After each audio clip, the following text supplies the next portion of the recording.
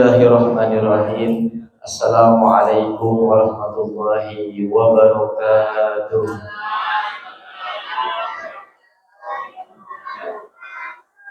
Alhamdulillahirabbil alamin wa bihi nasta'inu ala umuri dunya waddin. Wassalatu wassalamu ala asyrafil anbiya'i wal mursalin wa ala alihi wa ashabihi wa man tabi'ahum bi ihsanin ila yaumiddin. Rabbi shrah li sadri wa yassir li amri wahlul 'uqdatam min lisani yafqahu qawli. Allahumma iftah lana hikmatak wansur 'alaina min khazaini rahmatik wa zakirna ma nasina ya zal jalali wal ikram. Amin. Amma ba'du. Yang saya hormati dan semoga Allah muliakan Ketua DKM Masjid Baitus Salam Kedawung, yang saya hormati dan semoga Allah muliakan seluruh jamaah ahli sholat maghrib dan ahli majlis taklim Masjid Baitus Salam, yang semoga senantiasa ada dalam naungan Allah Subhanahu wa Ta'ala. Demikian kabar hebat. Saya alhamdulillah. Ibu bapak yang saya hormati, sebelum kita lebih jauh ke materi, mohon izin ada sebuah ungkapan yang familiar di telinga kita. Ada istilahnya, tak kenal maka tak sayang. Betul. Tak kenal maka tak aruh. Jadi sebelum ada sayang berarti kita kenalan dulu. Mohon izin memperkenalkan nama, tadi sudah disebutkan sama sesepuh barusan sebelum saya naik. Siap Bapak Mangga. Nama mah Kang Nana Rohmana. Kalau melihat dari struktur nama sudah bisa dipastikan asli dari mana. Saya teh asli dari USA lah, kurang sudah nama.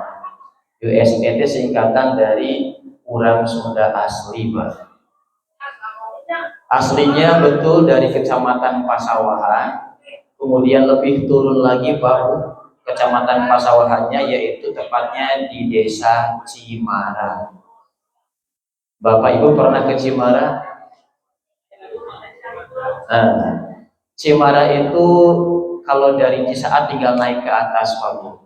Nah di sana itu banyak WTS-nya, alhamdulillah. Tahu WTS Bapak Ibu?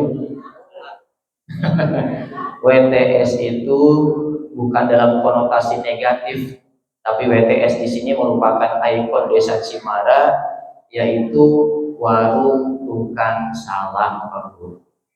Pernah ke sana kan Bu? Alhamdulillah. Nanti kalau ke sana tinggal mampir saja, boleh makan. Tapi saya nggak jualan salam Pak Bu. Kemudian riwayat pendidikan, saya pernah mondok di pesantren Kiai Haji Zainal Mustafa Sukamana, tepatnya di Kabupaten Tasikmalaya, kurang lebih 6 tahun. Kemudian hijrah ke Jakarta, tepatnya di Libya ataupun Mahadul Ulum, merupakan kampus cabang dari Universitas Islam Madinah yang di Saudi, ada cabangnya di Jakarta. Dan tahun 2017 saya dapat amanah untuk ikut bergabung di Kuningan, yaitu tepatnya di pesantren Husnul Khotimah 2 Kuningan, tepatnya di Desa Pancalang. Dan alhamdulillah bisa bersilaturahmi dengan jamaah Baitus Salam ini berkat adanya Bapak Kamsari. Bapak siapa namanya? Bapak Sarif ya. Alhamdulillah biasa bersilaturahmi. Bapak Ibu yang saya hormati dan semoga Allah muliakan, itu sepintas tentang perkenalan. Dan sebelum kita juga lebih jauh lagi, marilah kita memanjatkan puji dan syukur kehadirat Allah Subhanahu wa Ta'ala, Zat yang telah menganugerahkan kemauan serta kemampuan. Karena dengan maunah dan pertolongan Allah Subhanahu wa Ta'ala, alhamdulillah kali ini kita bisa bersilaturahmi Bapak. Saya kalau mau bahasa Indonesia agak formal ini teh. Mau pakai bahasa Cirebon belum bisa Bapak. Kalau bahasa Sunda bisa dimengerti nggak Bapak? saeutik. Alhamdulillah. Mudah-mudahan maka hartos barunya. Pertama kita panjatkan puji dan syukur kehadirat Allah Subhanahu wa taala. Alhamdulillah kali ini kita kembali mendapatkan nikmat kemauan dan kemampuan. Perlu sedikit dibahas Bapak, karena ternyata dua nikmat ini tidak semua Allah berikan, tidak semua Allah anugerahkan. Dan kali ini kita mendapatkan dua anugerah itu. Ada kemauan sekaligus ada kemampuan. Kemauan untuk apa? Kemauan untuk menghadiri kajian ilmu. Di samping ada kemauan, ada juga kemampuan, dalam artian kita sehat fisiknya. Bisa dibayangkan kalau kemauan saja yang ada tanpa ada kemampuan, kira-kira bisa datang nggak ke masjid Bapak? Sepertinya tidak kan. Misalkan kita sakit, tapi kemauan mah ada. Saya teh pengen ngaji, saya teh pengen hadir di masjid, tapi qadarullah misalkan penyakit kita kambuh, misalkan mencret, misalkan bisul, itu kemungkinan tidak bisa hadir. Sebaliknya kemampuannya ada, tapi kemauan tidak ada. Sehat dia, tapi Allah Subhanahu wa taala di dalam hati kita tidak dihadirkan kemauan, maka juga tidak akan bisa mungkin kita ke sini. Sehingga layak sekali kita mengucapkan alhamdulillah atas dua anugerah ini, adanya kemauan, adanya kemampuan. Cukup dengan mengucapkan kalimat alhamdulillah. Maka dengan ucapan tersebut, dengan niatan syukur, maka janji Allah akan terjadi. Sesuatu yang disebutkan dalam surat Ibrahim, wa in ta'azzana rabbukum la in syakartum la azidannakum wa la in kafartum inna azabi lasyadid. Kalaulah kalian betul-betul mensyukuri nikmatku, kata Allah, la azidannakum, pasti aku akan tambah nikmat itu. Nah sekarang kalau kita niatkan datang ke sini dalam rangka mensyukuri nikmat kemauan, mensyukuri nikmat kemampuan, maka janji Allah dalam surat Ibrahim itu akan ada pada diri kita. La azidannakum, Allah pasti akan tambahkan. Jadi itu poin pertama Bu.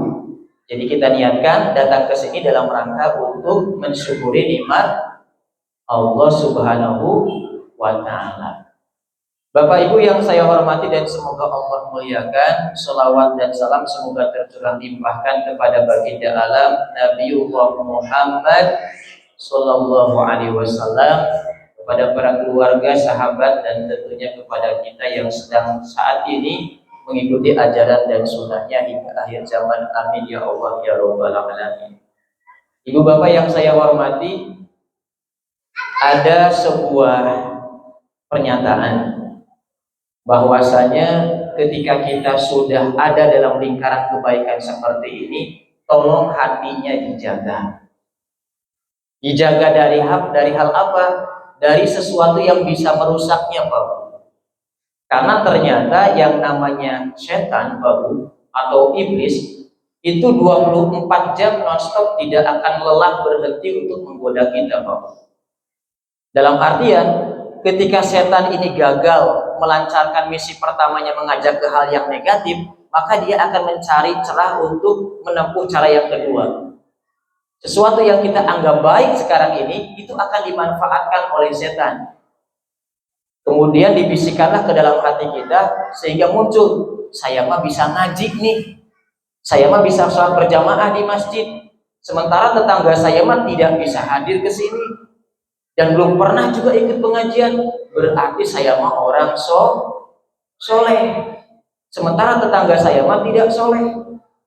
Ketika muncul perasaan seperti itu di dalam hati kita, Pak Bu, berarti kebaikan kita menjadi gagal. Kenapa menjadi gagal? Karena kita sudah mewarisi karakter iblis, Pak. Apa karakter iblis? Yaitu merasa dirinya, mengklaim dirinya paling baik.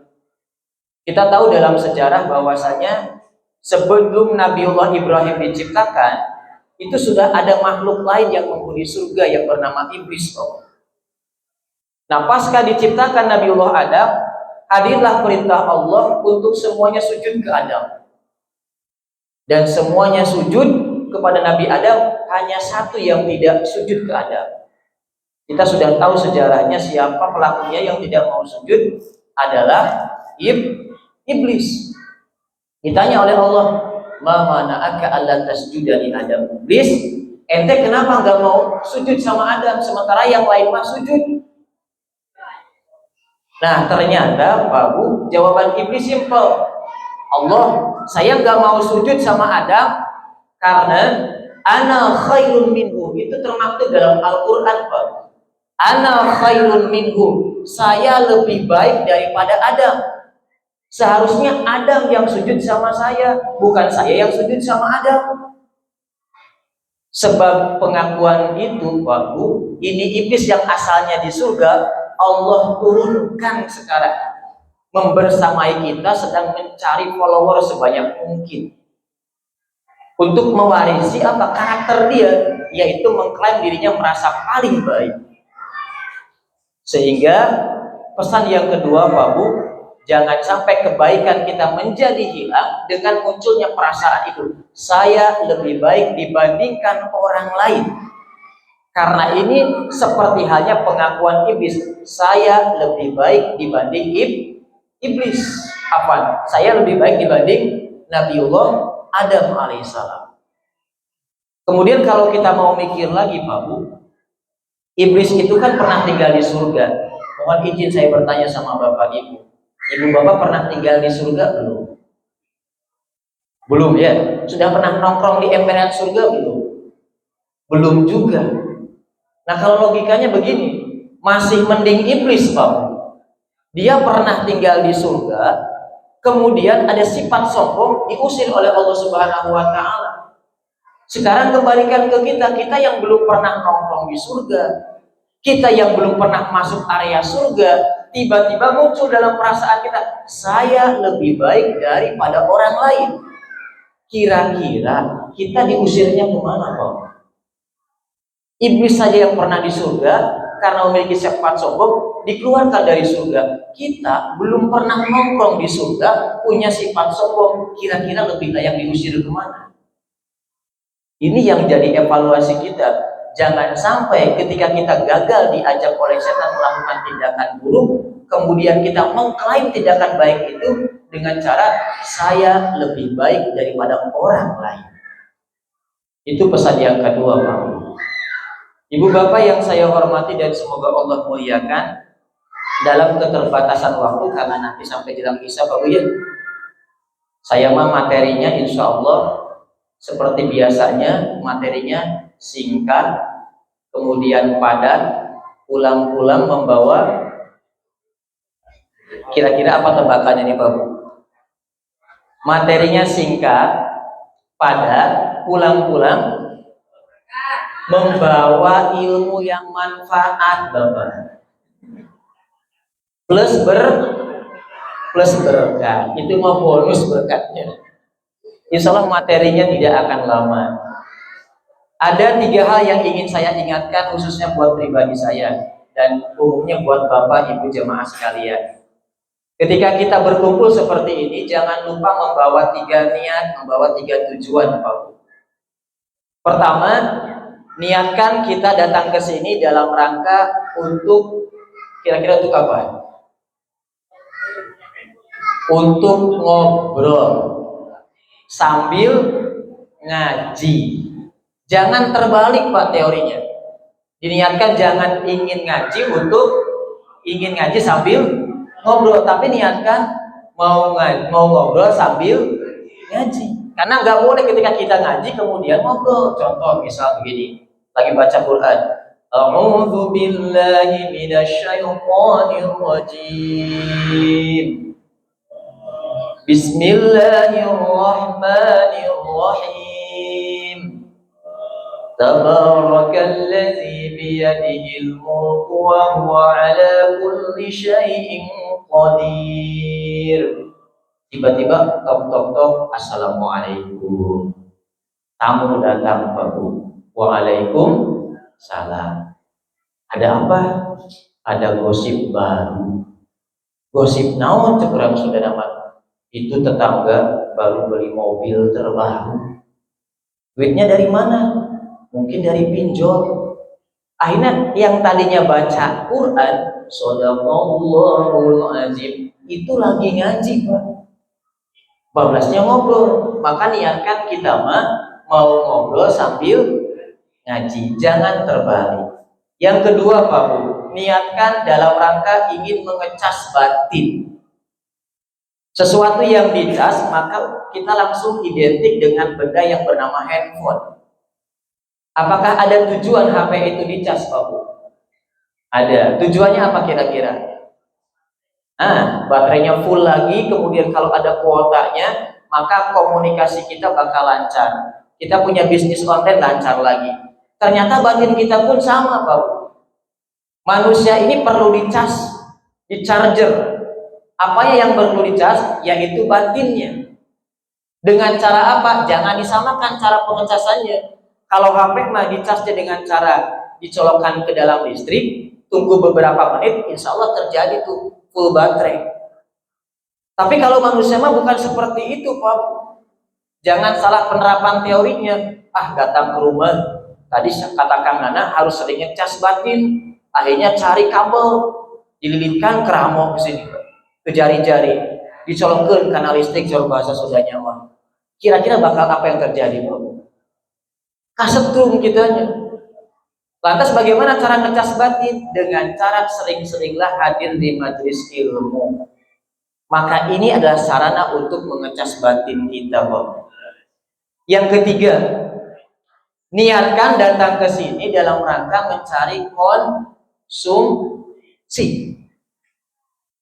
Tapi yang dimaksud di sini Bapak Ibu bukan konsumsi dalam bentuk lahiriah yang kelihatan wujudnya. Karena ternyata manusia itu disebutnya makhluk dui dimensi. Dalam artian makhluk yang terdiri dari dua bagian. Ada bagian lahir, ada bagian rohaninya. Ternyata dua-duanya ini membutuhkan konsumsi. Fisik kita membutuhkan konsumsi. Tubuh kita membutuhkan makanan dan minuman. Ternyata ruhiyah kita pun membutuhkan makanan dan minuman, Pak. Hanya saja bentuk makanannya tidak sama alias beda. Kalau makanan yang dibutuhkan oleh badan, oleh tubuh, itu yang sering kita sebut dengan istilahnya 4 sehat 5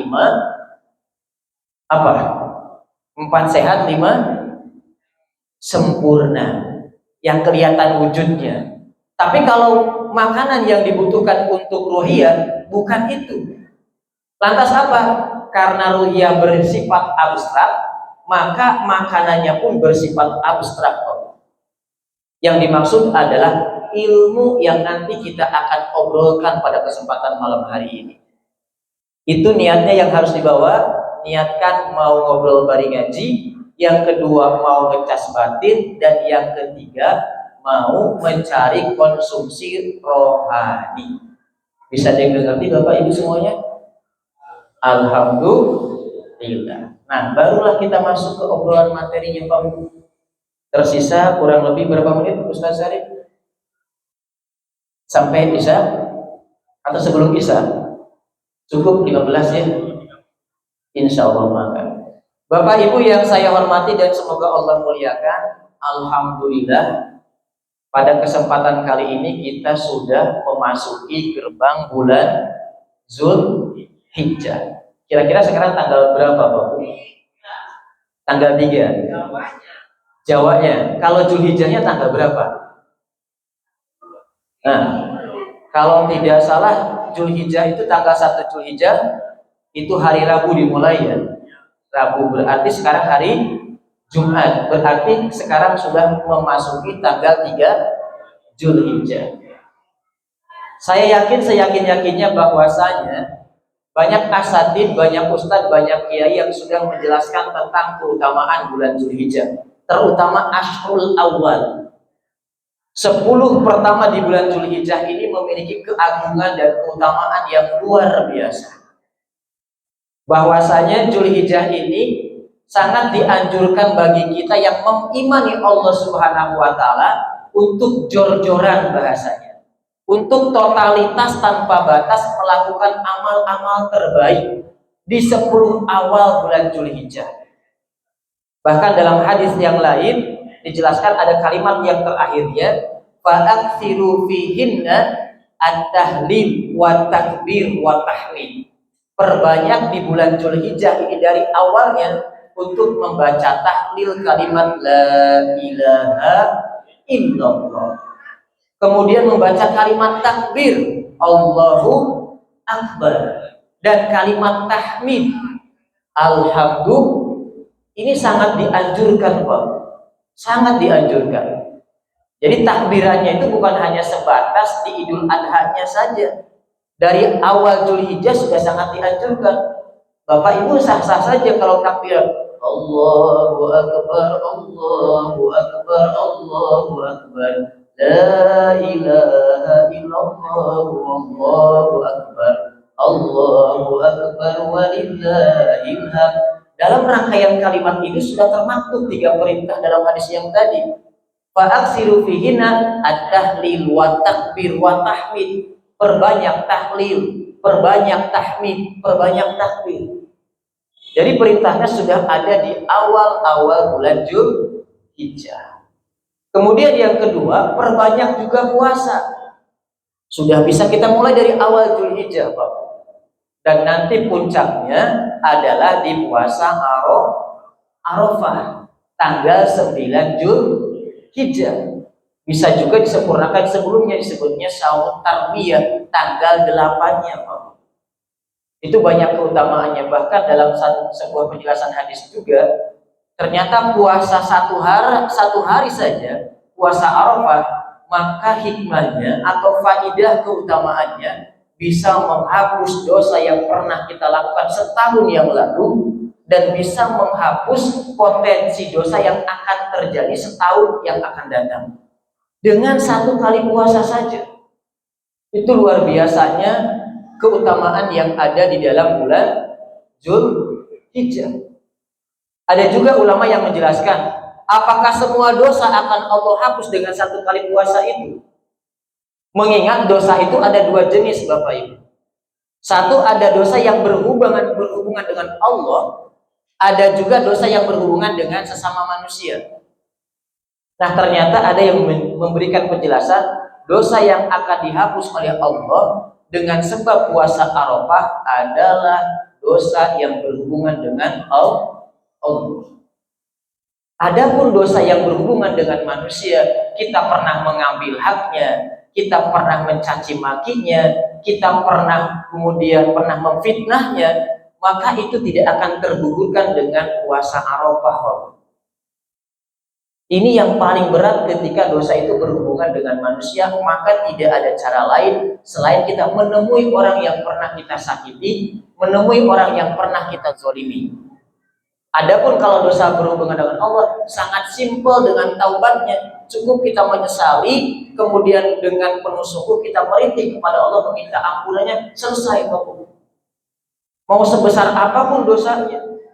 Tapi kalau dosanya antar manusia, tidak bisa dengan itu. Caranya datangi orang yang pernah kita zalimi. Mudah-mudahan Allah kasih kesempatan, kasih kemampuan bagi kita untuk mampu mendatangi orang-orang yang pernah kita sakiti, orang-orang yang pernah kita zalimi. Bapak Ibu yang saya hormati dan semoga Allah muliakan. Di bulan Dzulhijjah juga ada kisah yang diabadikan oleh Allah. Tepatnya dalam surat As-Saffat surat ke-37, Bapak. Tepatnya lagi ada di ayat 102. Ini menjelaskan sebuah sejarah yang luar biasa, menjelaskan kisah perjuangan antara seorang ayah dengan seorang anaknya. Tapi yang saya ingin bahas di sini bukan tentang sejarahnya. Justru sejarah itu harus menjadi cerminan buat kita agar kita tidak salah langkah. Dan sejarah ini harus dijadikan sebagai kompas kehidupan kita. Bukan hanya sebatas siapa pelakunya, bukan itu. Di mana tempatnya, bukan itu. Kita mempelajari sejarah yang termaktub dalam surat yang tadi. Apa kata Allah Subhanahu wa taala? A'udzubillahi minasyaitonirrajim. Bismillahirrahmanirrahim. Falamma balagha ma'ahu sa'ya qala ya bunayya inni ara fil manam anni azbahuk fanzur madza tara. Qala ya abati al tukmar satajiduni insyaallah minas sabirin. Ada dialog yang indah Bapak Ibu semua. Dialog antara ayah yang bernama Nabiullah Ibrahim dengan seorang anak bernama Nabiullah Ismail. Dikisahkan dalam ayat tersebut, Nabiullah Ibrahim alaihissalam menyampaikan wahyu dalam bentuk mimpi.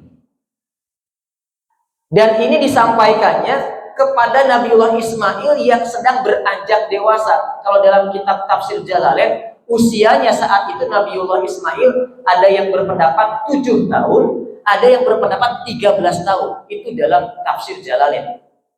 Berarti di antara usia anak-anak SMP, Pak. Nabiullah Ibrahim alaihissalam menunggu kehadiran seorang anak, kemudian Allah Subhanahu wa taala hadirkan anak, beranjak dewasa anaknya, muncul perintah itu. Dan disampaikanlah mimpinya kepada putranya Nabi Ismail. Ya bunayya, inni ara fil manam anni azbau. Ismail putraku, semalam bapak bermimpi loh. Mimpi apa, Pak? Bapak diperintahkan oleh Allah untuk menyembelih dirimu Ismail. Tapi luar biasanya Pak Bu, respon atau jawaban Ismailnya ini, ya abatif al-matukman. Wahai ayahanda, itu perintah Allah Subhanahu wa taala, jangan ragu. Jangan sungkan, silakan laksanakan sembelih putramu ini Ismail. Yakin itu adalah perintah dari Allah Subhanahu wa taala. Ini luar biasa pisan Bapak Ibu semua. Ismail yang usianya masih belia, masih kekanak-kanakan, beranjak usia SMP, bisa memberikan jawaban yang seperti itu tanpa ragu. Ayah, silakan laksanakan sembelih putramu.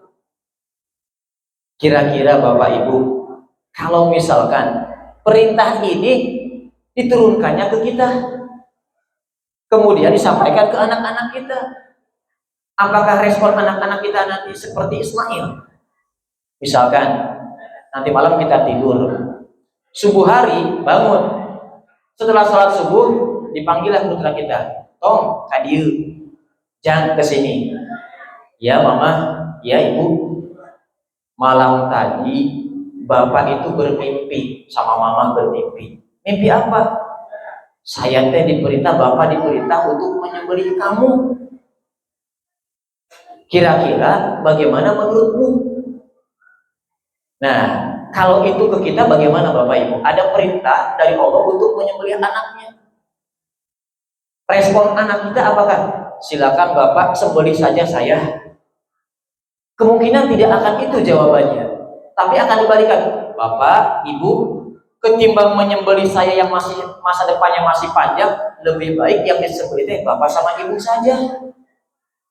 Bapak Ibu mah sudah tua, saya mah masih ada masa depan. Kemungkinan ini jawabannya Bapak Ibu. Tapi ini tidak terjadi dengan Nabiullah Ismail. Nabiullah Ismail tanpa ragu, Pak, silakan kerjakan, silakan sembelih saya. Satajiduni insyaallah minas sabirin. Bapak Ibu yang saya hormati dan semoga Allah muliakan, pertanyaannya, rahasia apa yang diajarkan oleh Nabiullah Ibrahim kepada putranya sehingga membentuk karakter seperti ini? Pendidikan apa yang diberikan oleh seorang ayah kepada anaknya sehingga Nabiullah Ismail ini menjadi pribadi yang tangguh dan berani berkorban untuk kecantikan agama Islam? Tidak sebaliknya sekarang banyak orang-orang yang mengorbankan agama untuk kepentingan pribadinya. Tapi kita belajar dari sejarah ini, pentingnya pendidikan itu bermula dari ranah yang terkecil dulu sebelum dimasukkan ke lembaga-lembaga pendidikan formal. Maka kewajiban seorang ayah, kewajiban seorang ibu adalah memberikan pendidikan yang terbaik buat anak-anaknya sebelum mereka dimasukkan ke jenjang pendidikan yang formal, baik SD, SMP, SMA ataupun lembaga pendidikan yang bersifatnya pondok pesantren. Justru disinilah seorang tua dituntut untuk memberikan pendidikan yang terbaik. Kenapa? Atur nuhun soleh. Karena ternyata Bapak Ibu, kewajiban seorang orang tua itu bukan hanya sebatas melahirkan anak dan membesarkannya saja, memberi makan saja. Tetapi ada kewajiban yang lebih penting bagi orang tua seperti kita. Apa? Mengawal spiritualnya, mengawal logika berpikirnya, memberikan kecerdasannya. Itu yang penting. Khawatir sekarang ketika kita tidak memberikan pendidikan yang terbaik buat anak-anak kita, maka anak-anak kita sekarang menjadi ancaman dari preman-preman pemikiran, Bapak Ibu. Ada kejahatan yang di luar sana yang siap menerkam generasi-generasi kita dari anak-anak kita. Dan itu dibutuhkan pendidikan yang terbaik buat anak-anak, dan pendidikan itu harus dimulai dari orang tuanya. Bagaimana cara mendidik anak? Lakukan, teladani apa yang diteladankan oleh Nabiullah Ibrahim, Bapak Ibu. Pendidikan yang pertama kali diberikan oleh Nabiullah Ibrahim kepada Nabiullah Ismail adalah memperkenalkan tauhidullah. Ini dulu Bapak Ibu. Ajari anak kita dulu dengan tauhidullah. Tauhidullah itu apa? Ajari anak kita, kenalkan anak kita kepada Tuhannya dulu. Ketika tauhidnya sudah mengakar kuat di anak itu, maka seberapa kuat ancaman dari luar itu tidak akan mampu menggoyahkan seorang anak. Ketika tauhidnya kuat, Bapak Ibu. Kenalkan anak kita kepada Allah, yakinkan kepada anak-anak kita, kita punya Tuhan yang bernama Allah Subhanahu wa Ta'ala di tengah-tengah krisis spiritual sekarang, Bapak Ibu. Kita miris sekarang melihat generasi-generasi muda sekarang. Ada yang enggan berjamaah ke masjid, ada yang belum bisa mengaji. Bagaimana dia akan mengenal Tuhannya? Sementara dengan kitab sucinya saja sebagai map kehidupan dia belum dia kenali. Sementara Al-Quran itu adalah kitab terbaik mengenalkan anak kepada Tuhannya. Lantas apa yang harus kita ajarkan juga tentang tauhid kepada anak kita? Pertama, yakinkan kepada anak kita bahwasanya Allah itu ada. Doktrin dari sekarang. Jangan tong pangintennya bahasa Jawanya. Allah itu ada. Kita punya Tuhan, Tuhan kita bernama Allah, dan Allah itu yakini ada. Hanya saja Bapak Ibu, anak-anak sekarang jauh lebih kritis. Mereka kadang-kadang ketika ditawarkan sebuah teori Allah itu ada, langsung nih berpikir, Bapak Ibu, bukankah sesuatu yang ada itu harus terlihat? Sementara saya tidak bisa melihat Allah, berarti Allah tidak ada. Ini bahaya juga nantinya. Bisa masuk kelompok-kelompok yang tidak mempercayai adanya Tuhan. Nah, bagaimana kita menjawab pertanyaan anak seperti itu? Gampang Bapak Ibu semuanya. Dengan teori lagi. Teorinya bagaimana? Tidak semua untuk menetapkan sesuatu itu ada harus melihat wujudnya. Memang betul sesuatu itu ada kalau menuntut akal harus terlihat, tapi ternyata tidak selamanya teori itu benar. Menetapkan sesuatu itu ada tidak harus melihat wujudnya. Punten Bapak Ibu. Di sini kan banyak kipas ya. Nah betul. Kipas ini menghasilkan angin. Pertanyaannya, apakah kita pernah melihat bentuk angin? Belum pernah. Tapi yakin angin itu ada? Ada. Dari apanya? Dari rasa yang kita rasakan, hembusan-hembusannya. Ternyata itu membuktikan bahwasanya tidak semestinya sesuatu yang itu ada harus melihat wujudnya. Contoh lain, masih tentang bab angin Bapak Ibu. Angin yang keluar dari, mohon maaf, dari jalur belakang kita disebutnya apa? Kentut. Bapak Ibu sering kentut? Sering. Bapak Ibu percaya adanya kentut? Percaya. Pernah melihat wujud kentut? Tidak pernah dan belum pernah. Kenapa kita bisa percaya bahwasanya kentut itu ada padahal kita belum lihat wujud kentutnya? Ada baunya. Ada baunya, betul Bapak. Baunya beraneka ragam. Di samping baunya apa lagi Pak? Bunyinya. Hah? bunyinya, suaranya. Tapi ternyata ada jenis kentut yang tidak ada suara dan bunyinya, Pak. Dan ini bisa menimbulkan konflik. Kalau misalkan kita lagi kajian seperti ini, tiba-tiba ada suara tut, wah sumbernya jelas kok di sana. Tapi kalau dari kajian seperti ini tiba-tiba, aduh, suara tak ada, tapi tercium aroma jengkol busuk ini. Tapi yakin itu ada. Nah, kita kembalikan ternyata untuk menetapkan sesuatu itu ada, tidak harus melihat wujudnya. Kembalikan lagi, Allah itu ada tanpa harus kita melihat wujud Allah Subhanahu wa Ta'ala. Lantas bagaimana membuktikan Allah itu ada? Dengan adanya peristiwa alam-alam yang sudah kita lihat ini. Adanya bumi, adanya langit, itu menunjukkan kepada adanya sesuatu yang menciptakan itu semua. Tidak mungkin langit dan bumi terjadi dengan sendirinya. Mic yang saya pegang ini ada, terlihat. Kenapa? Menunjukkan adanya yang menciptakan ini mic, meskipun kita belum pernah melihat orang yang menciptakan mic ini. Ini yang pertama yang kita tanamkan. Allah itu ada, meskipun anak kita belum pernah melihat wujud Allah Subhanahu wa Ta'ala. Yang kedua, terkait tauhid kepada Allah Subhanahu wa Ta'ala. Di samping kita mendoktrin anak bahwasanya Allah itu ada, yakinkan bahwasanya Allah itu melihat kita dimanapun, kapanpun, dalam kondisi bagaimanapun. Sehingga kalau sudah kuat, maka anak itu kemanapun ada Allah, dimanapun ada Allah. Dia nggak berani mau ngapa-ngapain, Pak. Kita kasih HP saja karena tauhidnya kuat, aman, Pak. Ibaratnya dia dipantau sama CCTV, nggak berani dia berbuat sesuatu yang melanggar aturan Allah. Ada Allah, ada Allah. Wa huwa ma'akum aina ma kuntum, dimanapun kamu berada, Allah senantiasa ada memantau dirimu. Bahkan dalam surat yang lain, mayalfidu min qaulin illa ladaihi raqibun atid. Di kanan kirinya ada raqib dan atid, Bapak. Bapak Ibu yang saya hormati, ketika anak sudah tertanam tauhidnya, maka satu hikmah bagi anak. Dia tidak akan menjadi pribadi yang borangan, bahasa Sunda. Apa borangan itu bahasa sini? Penakut, betul. Anak kita tidak akan borangan, tidak akan menjadi pribadi yang penakut. Contoh penakut begini, ketika dia bangun jam 12 malam, pengen ke kamar mandi, pengen BAB, pengen kencing, kadang-kadang membangunkan bapak ibunya, Pak antar sian jurig. Padahal jurig itu tidak ada. Kenapa anak-anak itu takut dengan jurig, padahal jurig itu tidak ada? Karena tauhidnya kurang kuat. Padahal dia belum pernah melihat jurig, dia juga belum melihat Allah. Ini yang keliru, ini yang harus diluruskan konsepnya.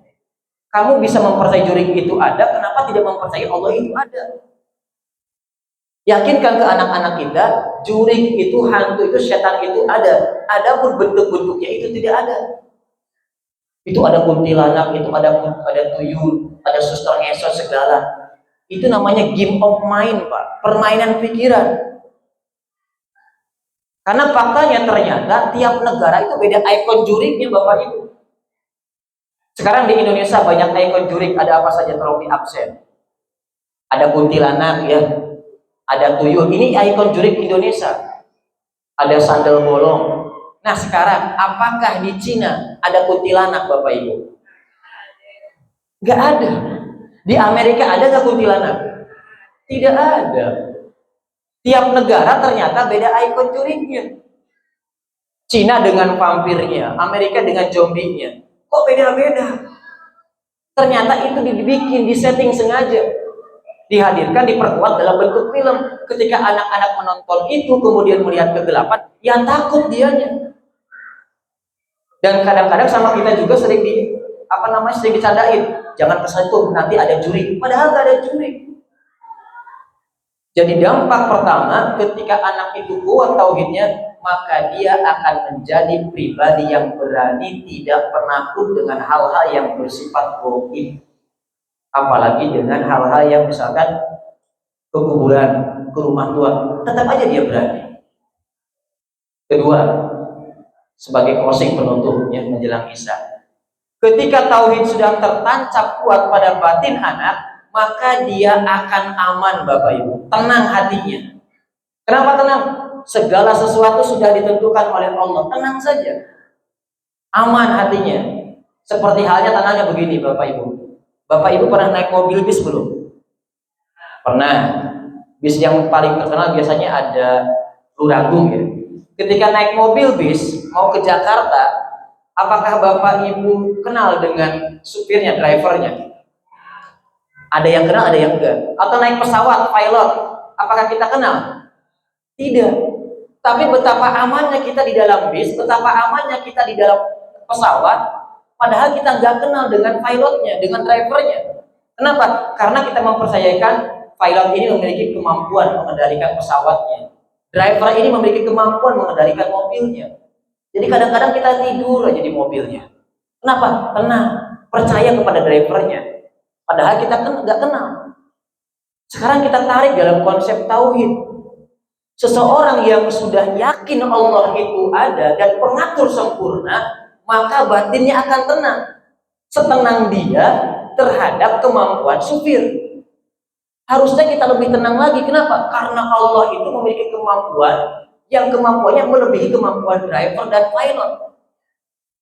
Bukan hanya mengendalikan pesawat, bukan hanya mengendalikan mobil, tapi Allah Subhanahu wa Ta'ala mengendalikan alam ini, termasuk mengendalikan diri kita sendiri, Bapak Ibu. Jadi tenang saja.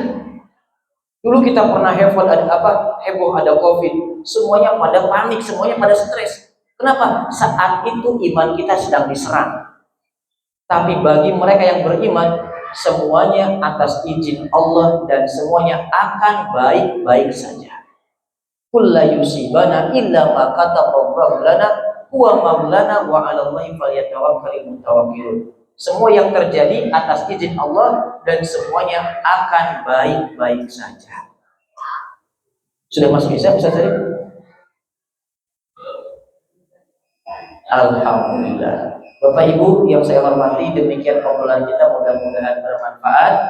Mohon maaf atas semua kekurangan, tidak ada maksud untuk menggurui, ini hanya sebatas menasehati diri pribadi, dan mudah-mudahan sekali lagi Allah jadikan pertemuan ini pertemuan yang penuh keberkahan. Kita akhiri obrolan ini dengan membacakan kafaratul majlis. Subhanakallahumma wa bihamdik, asyhadu an la ilaha illa anta, astaghfiruka wa atubu ilaik. Assalamualaikum warahmatullahi wabarakatuh.